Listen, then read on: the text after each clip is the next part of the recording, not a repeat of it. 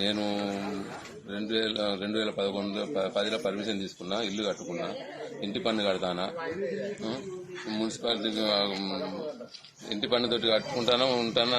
నాకు నోటీసులు ఇవ్వలేదు, ఏం లేదు. నా ఇల్లు కూలగొట్టిర్రు వచ్చి. నాకు నోటీసులు ఇవ్వలేదు. కోర్టు నుంచి నీకు 20 నుంచి నడుస్తాను కదా, నీకు 20 నుంచి నడిచినప్పుడు నీకు నోటీసులు ఇచ్చి ఉండదు, ఏముండదు, డైరెక్ట్ కూలగొడతామని అన్నారు. పోలీసులు గిట్ట వాళ్ళందరూ వచ్చారు, సారయ్య గౌడ్ వీళ్ళందరూ వచ్చారు. వచ్చి నిలబెట్టి ముల్లెలని వాళ్ళే చదిరి ముల్లెలు కట్టి అక్కడ పడేసారు. పోయాను.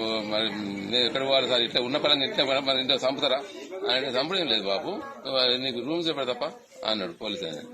అన్న వాళ్ళే సరే అని ఊకున్నా. నేను ఊకుంటే అది మళ్ళీ బాబు నువ్వు కూర్చో అని మొత్తం సామానాన్ని తీసుకొచ్చి అక్కడ పడేసారు. మొత్తం ఎక్కడెక్కడ దేవుని పెట్టుకునేది, తినే భక్ష్యాలు కూడా అవతల పడేసారు, నడిచి పడేసారు, అంగడంగడి చేసారు. అసలు కూలగొట్టడానికి గల కారణం ఏంది?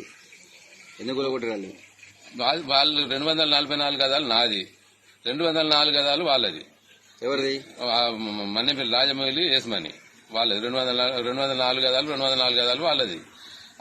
నాదే ఇదే జాగా అని నాది కదా. నేను 244 పర్మిషన్ నేను తీసుకున్నా మున్సిపాలిటీలో. 2 సార్లు తీసుకున్నా. అప్పుడు ఒకసారి తీసుకుంటే మా బిడ్డ పిల్లలేదు, మళ్ళీ కట్టలేదు, మళ్ళీ తర్వాత మళ్ళీ తీసుకున్నాం, మళ్ళీ కట్టినా. ఇక అప్పుడు కడితే ఏం చేసారు వాళ్ళు, పోలీసు కూలగొట్టిరు. పిల్లలు కూలగొడితే దాన్ని మళ్ళీ పోలీసులకు పోతే సిఐ అభిఖాన్ ఉండే, ఆయన నీ కాగితాలు తీసుకోరన్న వాళ్ళే తీసుకుపోతే వాళ్ళు నాది కాదు సార్ వాళ్ళది అని వాళ్ళు చెప్పారు. ఇక కట్టుకోపోమని వాళ్ళు కట్టుకున్నా. అప్పటి నుంచి ఎవరు రాలేదు. ఇక మళ్ళీ కట్టుకున్నాక కేసేసారు. ఇప్పుడు వాళ్ళకి అమ్మింది ఎవరు, నీకు అమ్మింది ఎవరు? మాకు అమ్మింది నారాయణ షా. ఏల్పల సుదర్శనం అమ్మిండు నారాయణ షాకు. అదే ఏల్పల సుదర్శనం వాళ్ళకి అమ్మిందట. వాళ్ళకి అమ్మిందంటే వాళ్ళకి అమ్మింది వేరే, వీళ్ళకి అమ్మింది వేరే అని చెప్పిండు.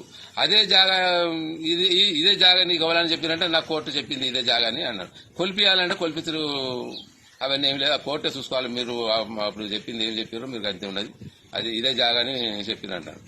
అంటే 244 సార్ మాది, అద్దులో ఉన్నది, నాకు పర్మిషన్ ఇచ్చిండ్రు అన్నారు. అన్నీ అయిపోయినాయి, కోర్టు తీర్మానం అయిపోయింది, జడ్జి తీర్మానానికి మనం ఎవ్వరేం చెప్పేది లేదు. ఇప్పుడు మేమైనా ఇప్పుడు మీరు చెప్పిన వినేది లేదు అని నిలబెట్టి కూలగొట్టు రోడ్డు మీద పడేసారు. కాదు వాళ్ళ కర్ణాలు పడేది.